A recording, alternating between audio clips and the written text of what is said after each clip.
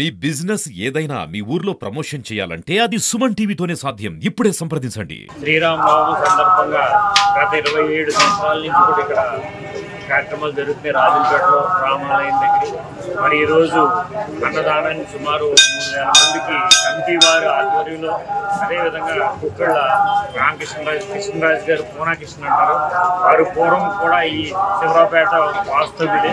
వాళ్ళ అబ్బాయి కళ్యాణంలో కూర్చుని ఈరోజు అన్నదానానికి కూడా ఆయన డొనేషన్ ఇచ్చి ఎంత కార్యక్రమం చేస్తున్నారు. ఏదేమైనా కమిటీ వారందరూ కూడా చక్కగా 27 సంవత్సరాల నుంచి కార్యక్రమంలో చేయటం చక్కగా ఉన్నది. భక్తులందరూ కూడా వచ్చి ఈ అన్నదాన కార్యక్రమంలో అన్నదానం అనే కన్నా స్వామివారికి అన్నప్రసాదంగా తీసుకోవాలని చెప్పి కోరి ప్రార్థిస్తున్నాం. ప్రతి భక్తులు కూడా వచ్చి తీసుకోవాల్సి కోరి ప్రార్థిస్తున్నాం. గత 27 సంవత్సరముల నుండి ఇక్కడ శివరావుపేటలో వేయించేసి ఉన్నటువంటి సీతారాముల ఆలయం వద్ద సీతారామ కళ్యాణం మహావైభవంగా జరుగుతూ వస్తుంది. అదేవిధంగా సందర్భంగా 5వ రోజు అఖండ అన్న సంతర్పణ కూడా మహావైభవంగా జరుగుతున్నవి. క్రమం తప్పకుండా భక్తులందరూ సహకారంతో చాలా బ్రహ్మాండంగా నిర్వర్తిస్తున్నారు భక్తులందరూ కూడా. కాబట్టి అందరూ కూడా ఈ భక్త సమాజం అంతా కూడా ధన్యవాదాలు చెప్పుకుంటున్నాం. ఈ శివరావుపేటలో గ్రామస్తులందరికీ సహకారం. శ్రీరామచంద్ర గుడి శివరావుపేట స్వామి గుడిలో విష్ణు సహస్రనామం ప్రతి ఏకాదశికి భగవద్గీత చదువుతారు.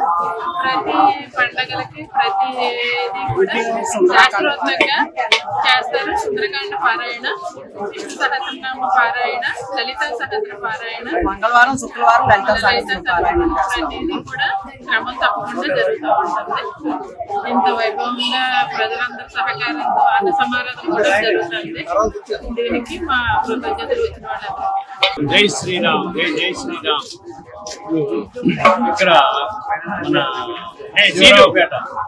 శివరావుపేట రామరాజుపేట అన్న ఇక్కడ 1994లో ఈ దేవస్థానం నిర్మించడం జరిగింది.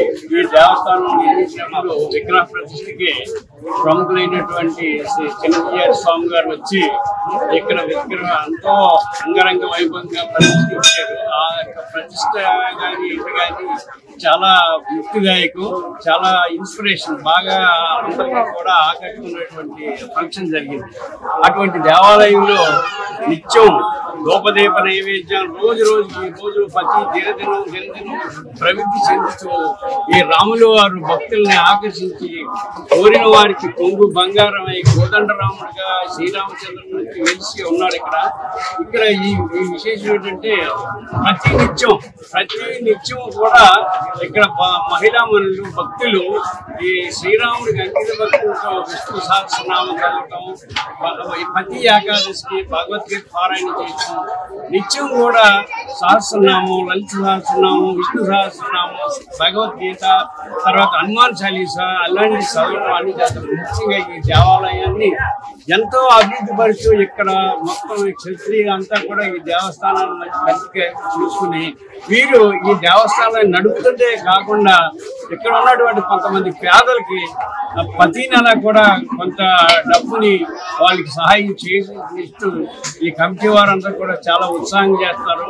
దీంట్లో ముఖ్యంగా ఈ ఎర్రరాము గారు అనేటువంటి రామరాజు గారు అసలు దేవాలయమే ఆయనే దేవాలయం ఉన్నట్టుగా ఉంటుంది. ఇక్కడ ఆయన ఎంకరేజ్మెంట్ కానీ, ఆయన ప్రోత్సాహం కానీ, బ్రాహ్మణుల్ని ఆకర్షించడంలో, బ్రాహ్మణుల్ని పోషించడంలో, అంటే మెయిన్ ఏంటంటే గుడి నడపడం కాదు, ఆ గుడి యొక్క పూజారి గారిని ఆయన యొక్క వెల్ఫేర్, ఆయన యొక్క అభివృద్ధి అన్ని చూస్తూ వాళ్ళకి మంచి చెడ్డ అన్ని చూసి నివాసం గురించి కానీ అన్నింటి గురించి అహర్నిశలు క్షమించే వ్యక్తి రామరాజు గారు. వారికి ఇక్కడ పెద్దిరాజు గారు, మన వెంకటరాజు గారు లాంటి వారు, ఇక్కడ రామరాజు గారు వీళ్ళంతా కూడా బాగా సహకరిస్తున్నారు.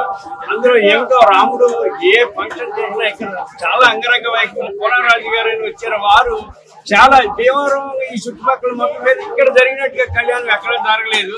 అది చాలా అదృష్టం. జై శ్రీరామ్, జై జై జై.